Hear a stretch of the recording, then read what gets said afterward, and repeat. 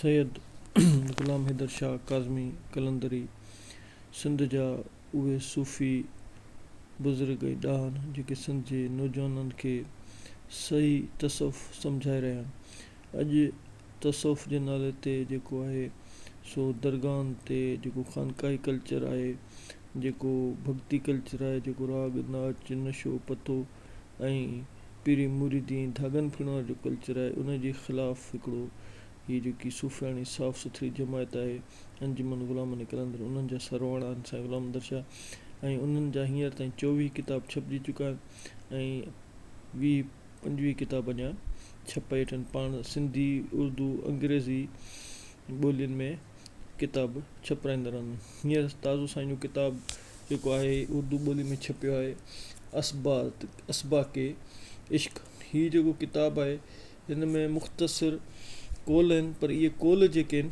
से इंसान जी ज़िंदगी खे नओं रुख़ ऐं नई सोच ॾींदड़ कौल आहिनि ऐं माण्हू जी ज़िंदगी में हिकिड़ी वॾी तब्दीली आणे सघनि था जेकॾहिं को माण्हू इन्हनि कौलनि खे हीअं सां हटाए ऐं इन्हनि कौलनि खे उन अंदाज़ में पढ़े। सिंध जे सूफ़ियाणे कल्चर में ही तमामु ज़बरदस्त साईं ग़ुलाम हैदर शाह जी जेका तालीमात आहे तमामु ज़बरदस्त आहे।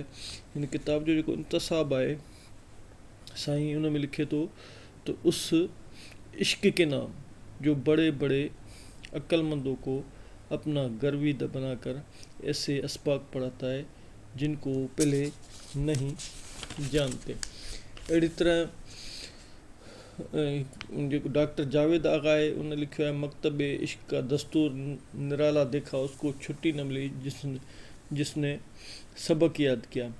ही लिखे थो त साईं ग़ुलाम हैदर शाह कलंदरी जो जेको हीअ किताब आहे उहो हिकिड़ो नवां सबक ऐं नवां रस्ता ॾेखारींदड़ आहे ऐं माण्हू खे इश्क जे बुनियादी सीढ़ियुनि ताईं रसाई हासिल कंदा आहे हीअ किताब ज़रूरु पढ़णु घुरिजे। अहिड़ी तरह जेको आहे हीअ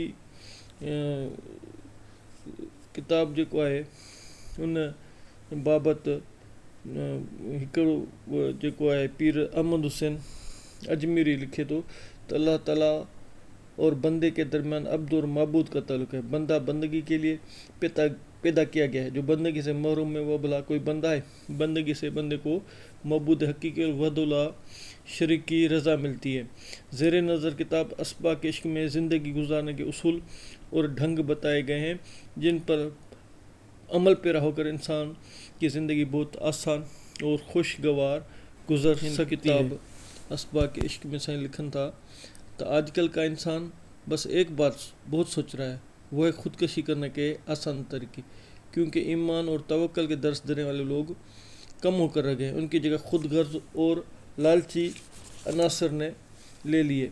अड़ी तरह साईं ॿिए हंधि लिखन था तो जब दरख्त पर फल पक जाते हैं तो उनकी देखभाल के लिए बहुत लोग आकर जमा हो जाते हैं, खाद खुराक पानी लेकर, मगर जब ख़िज़ा में दरख्त के पत्ते गिरने लगते हैं और पतझड़ का दौर आता है तो हर कोई इस दरख्त पर कुल्हाड़ियाँ मारना शुरू कर देता है। तो हिन मां मक़सदु साईं जो इहो आहे त सुख में त हर इंसान जा माण्हू गॾु हूंदा आहिनि, पर जॾहिं कंहिं माण्हू ते मुसीबत या को ॾुखु अचे थो त उनखां उनजा यार दोस्त मिट माइट सभु जेके आहिनि से परे थी था वञनि। उनखां सवाइ साईं जिन हिन किताब में तमामु ख़ूबसूरत ॻाल्हियूं लिखियूं आहिनि।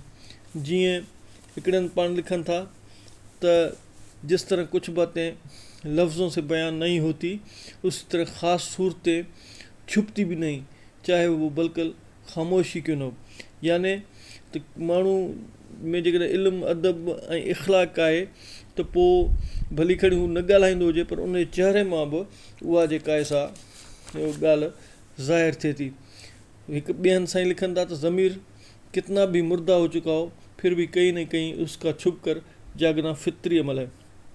यानी इंसान जो ज़मीर मरी वेंदो आहे पर कॾहिं कॾहिं को अहिड़ो वाक़ियो ज़रूरु हुनजी ज़िंदगी में थिए थो जॾहिं हुनजो ज़मीर सुजाग थिए थो।